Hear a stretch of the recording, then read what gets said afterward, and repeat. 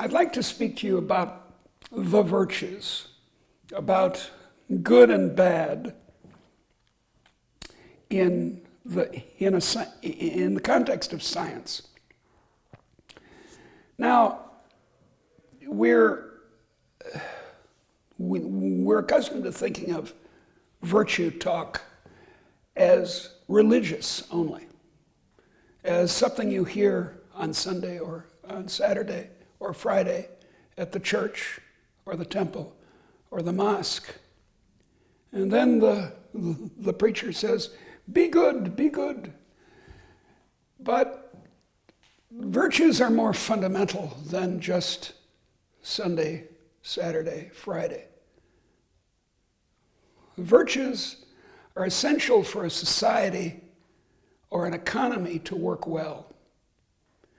Now there's a modern conviction, a version of which comes from economics, which is that the virtue of self-interest, of prudence, of profit is enough. We in the United States say, greed is good, we say. And we think the professors of economics have told us this. And some of them do. Some of them say, oh, all that you need for an economy to work well is that people pursue profit single-mindedly. I don't care if there's slave labor or anything, we're going to pursue profit. And that's wrong, I've concluded. I once thought this was true. I was once a Marxist, and Marxism is a version of this. Then I became a Chicago School economist, and Chicago School economics is a version of this. And then finally I grew up. Finally I realized that prudence only, as you might call it, prudence being the virtue of profit-making and taking care of yourself and selfishness, it's a virtue. We want people to take care of themselves.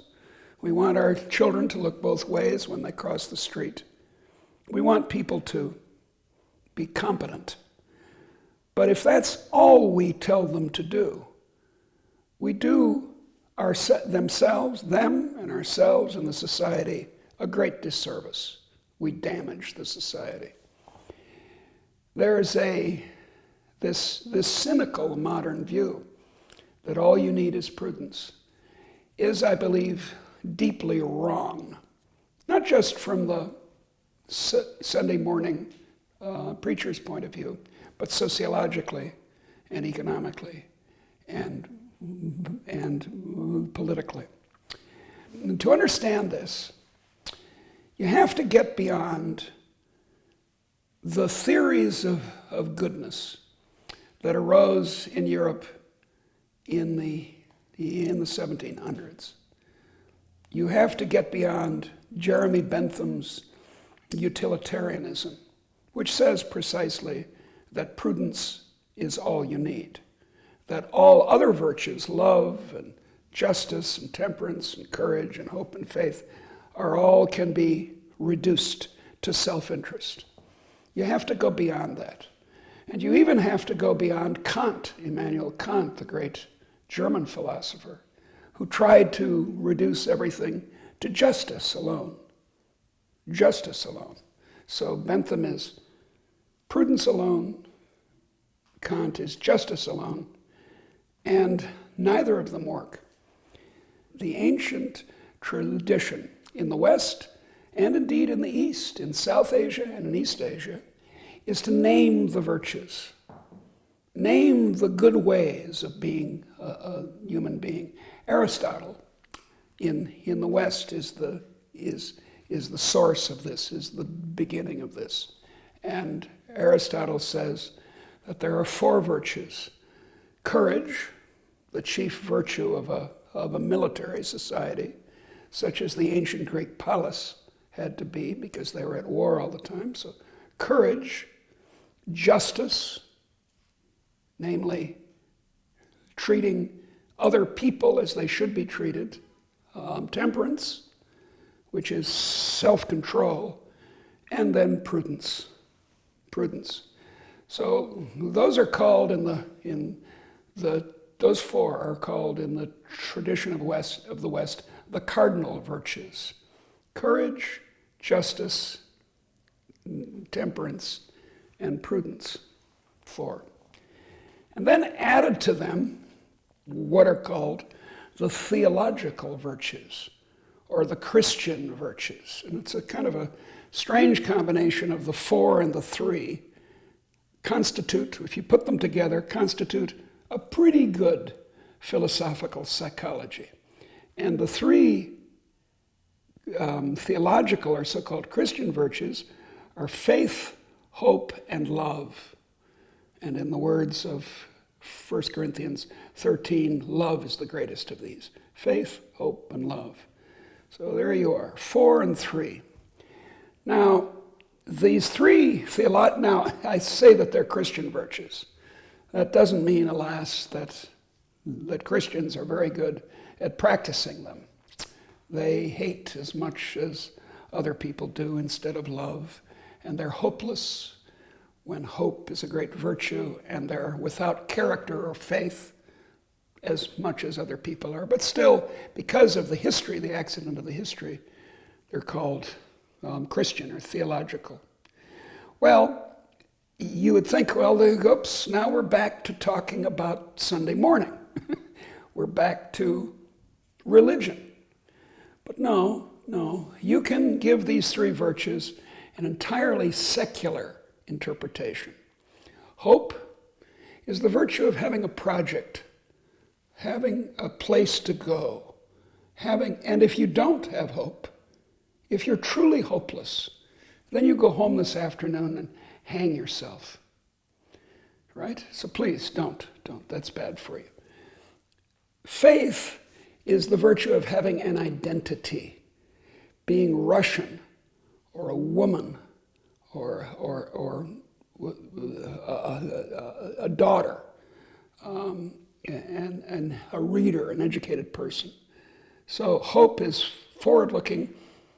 Faith is backward-looking. It's where you come from as opposed to where you're going. And love is the great virtue of valuing, of not, there's love in the human sense. I have a dog.